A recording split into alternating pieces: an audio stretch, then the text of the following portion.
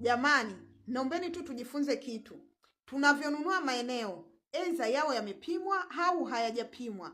Tufanye tu mpango wa kuomba kibali cha ujenzi ili tujenge fence. Kwa sababu huyu mwenzetu kimempata kitu. Kuna watu wanalazimisha njia kwenye maeneo ya watu. Huyu mwenye kiwanja namba 1179 hapa, hichi kiwanja chake kimepimwa, kimesajiliwa na ana hati miliki, lakini kimempata kitu. Baina ya kiwanja namba 1179, 1180, 81 na 82, hakuna uchochoro hapa katikati, lakini watu wamegeuza njia baina ya hivi viwanja, yani kwamba kwa sababu hakujenga fence na yeye aishi hapo, kwa hiyo watu wakaona kwamba hapo ndio sehemu sahihi ya kupita, ni shortcut. Kwa hiyo kwenye hii rangi nyekundu hii watu ndo wamefanya kama njia, lakini kiuhalisia hiyo sio njia. Njia iko upande wa kushoto na wa kulia. Ni njia ambazo zimesajiliwa na ni mita 10.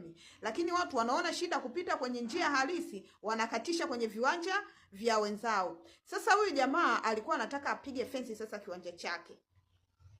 Alikuwa bado hajaomba kibali cha ujenzi. Akawa tu ameshusha tofali, amechukua mafundi ili waweze kujenga kuchimba nini? Kuchimba msingi. Ile mafundi wanaanza tu kuchimba msingi. Raia wakaja juu wanasema kwamba huwezi kujenga fence kwa sababu hii ni njia. Kwa hiyo amejitahidi kuwaelewesha, lakini watu hawamuelewi. Kwa hiyo anauliza kwamba afanye nini ili aweze kujenga fence yake akiwa huru. Jamani, kiwanja chako kimepimwa, njia zinajulikana ziliko.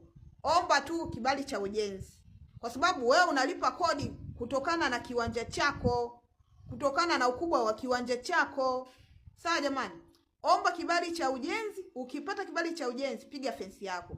Ukianza kujenga hiyo fence kabla ya kupata kibali cha ujenzi, maana yake watakuja kukuvunjia vile vile. Sawa jamani Lakini pia nawashauri na watu wengine ambao wanakaa muda mrefu bila kutembelea maeneo yenu. Mtakuta eneo lenu limegeuzwa, watu wamegeuza kama barabara.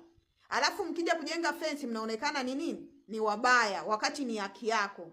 Sawa jamani?